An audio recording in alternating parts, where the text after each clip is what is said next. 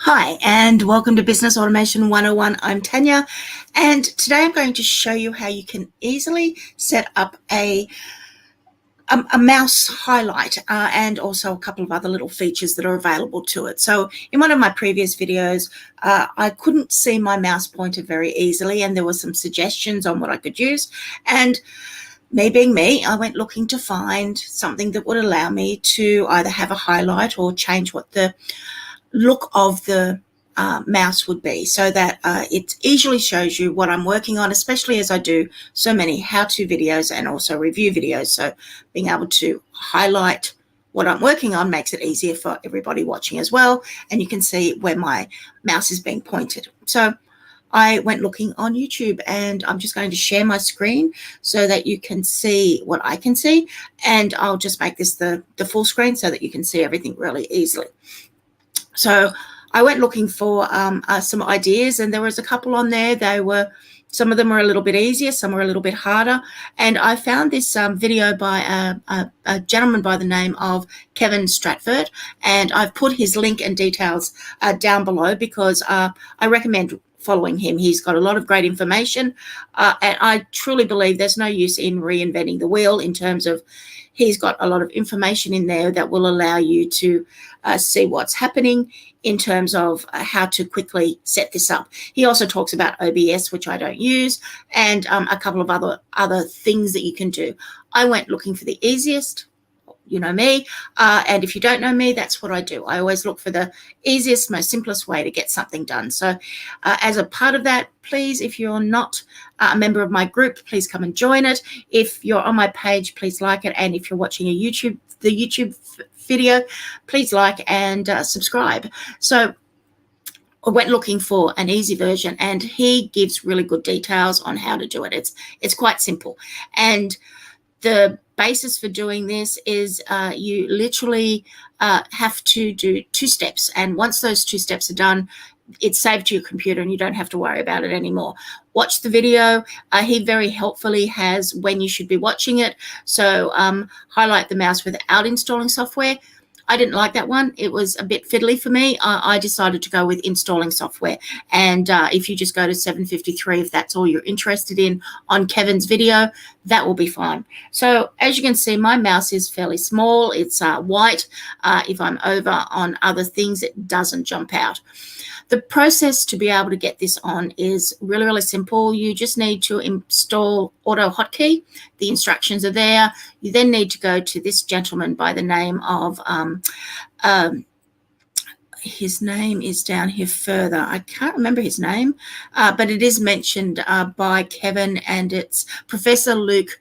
That's why I couldn't remember his name. It's Bosforts, something like that. So just go to his link, and you'll be able to, if you scroll down, you can find the thing that he's talking about for installing the mouse on here. So those 2 things get you set up.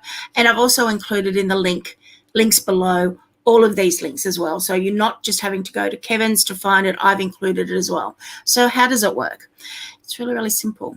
There's this option that sits in your taskbar down the bottom here, and you just click it on. And once you have a highlighter. And as you change things around, and if you say, look at this YouTube video or go to the online teaching, there's this highlight that works for you. But there's more, as always. So this is customizable. So the other versions that Kevin mentioned that didn't need software to be installed, you had to go in and make individual changes and then change it back. This is really simple to use, and I found it so much easier to use. It was literally once it's on there, it's on there. I have put a caveat into the description down below. I had to restart my computer, and it went out of the taskbar down here. It disappeared, so I had to go back in and just reinstall it. But all I did was type into the search bar here, and I looked for cursor highlighter, double-clicked on it, and it came back into the cursor below. So how does it all work? Really, really simple. Right-click, and you can go into your settings. And the main thing that you can do is you can choose your color highlight and a picture file, and up comes this little pen that I could be using. And if I was drawing or anything like that, or I had a whiteboard type thing, I could be easily using this. Plus you can also upload other images if you want to go and do it. And you can also use a focus, and that's where it gets highlighted. And I could be saying, you know, this is in YouTube and I want you to go to this link. And again, all of this is customizable. And that's what I really like about this pointer, because I'm able to quickly change things. So again, I just go back to here and change it. Now it allows you to go in and change the size of it. So if I didn't like that color, if I wanted to make it purple, for example, I would just say okay, and it has changed as quickly as that. So if I've decided that I'm going to be working on a much darker page, for example, or in a product that's got a darker page background and I wanted to highlight it, I have the option of going and changing the colors.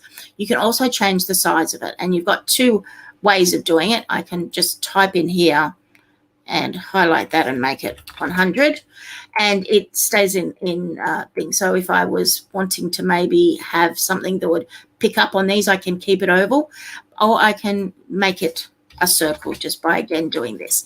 You can also change the opacity. So again, 255, it's dark as. So I might want to use it to hide things or something like that. You can't keep it on there, but maybe I'm wanting to do a demonstration on something. Just while I'm on there, I just don't want you to be able to see something. I could make this a really large oval and you wouldn't be able to see anything through here. And of course, I'll change it back to where it was. And as I said, it's just click on the color and you've got all of these different colors in here. Hot pink, not really my sort of color, but who knows, you can choose the one that you like. I'll just go back to the yellow for now. And again, you've got colors down here that you can use. So I'll go with okay. I've got this bright yellow, it's this size, and you can go much smaller. So 40 and 40, and you've got this little highlight that you can use. And then you've got the option if you want to be able to have it come into effect if you highlight right or left click. I didn't play around with that. What I did play around with, I did go into the picture settings. So the highlight settings, sorry, in the general settings, if you want to make any changes, you have to actually have it highlighted. So as you saw, it wasn't showing what was happening in here.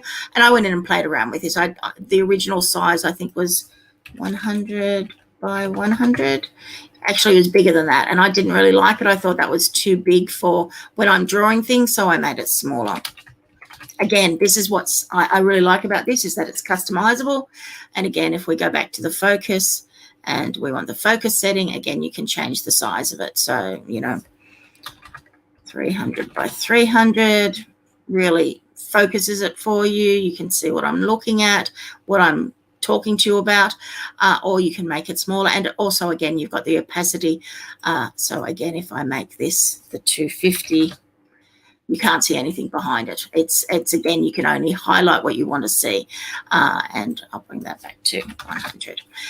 So again, a couple of little tips and tricks that you can use. You also have the option of selecting hotkeys to be able to toggle through it. And I'll just go and change this back to the, so this is how quickly you can do it. And then if I want to turn this off, and I've made all my changes, and actually I'll have to go back in. But if I want to turn this off, I just click there. And my mouse is back to being my ordinary mouse, and it doesn't annoy me when I'm looking at things. And again, tick it back on and right click to go into the settings. And I want my highlight settings to be a little bit bigger. So I'll go back to my 60 by 60 and done. And it's big enough that I know that you can see it if I want it to be emphasized, but it's not big enough that it's covering up other things that might be there. So really simple way to have a highlighted mouse, and I'm going to be obviously using it in the future for how-to videos, and I'll be playing around with the sizes and colorings. Let me know in the comments down below, what color do you think is the best color to have as a highlighter? Is it the yellow highlighter? Is it a different color? Should I be playing around with oranges or reds or greens? Is blue your favorite color? Let me know down in the comments below what you think should be the best color to use for this, or whether I should go for much, much darker, or should I use the pen or even another image. And actually, I'll just go back quickly into here with the settings. You have the option when you've chosen the picture file that you could actually go into the picture settings, and you can find one. So you can look for one and browse to upload something that you want to use. Obviously, it has to be able to be transparent, so making sure you've got something like that. But if you had a custom image that you wanted to use, you could definitely do it. And Kevin does go through in his instructions about how you can find them. The good thing about this is that it keeps the size of it. If you move things around, when you go from a mouse pointer to making something bigger or larger or whatever, it stays with it. With the other settings that Kevin talked about, if you were to move things around, you'd have to go in and get everything updated every single time you went in. I like the simplicity of this in that I can turn it off. I don't want it anymore. I want my color highlighter to come back, and I'm done. And then I just want to be able to turn it off. My video is finished. Everything's fine. So as I said, let me know in the comments down below, what do you think about this? Would you use it? Can you see it being something that you do need? And I will be using it. I find it really helpful. I've found another resource. Kevin's got lots of good videos that I can go through and find information that I can use both for my own business and also to help let you know more about things that can help you automate your business. And I think this has been a very useful time spent trying to find something. So thank you very much for your time. I'll catch you all in my next video. I'm Tanya from Business Automation 101. And if you found this helpful, let me know. Catch you all in my next video. Bye.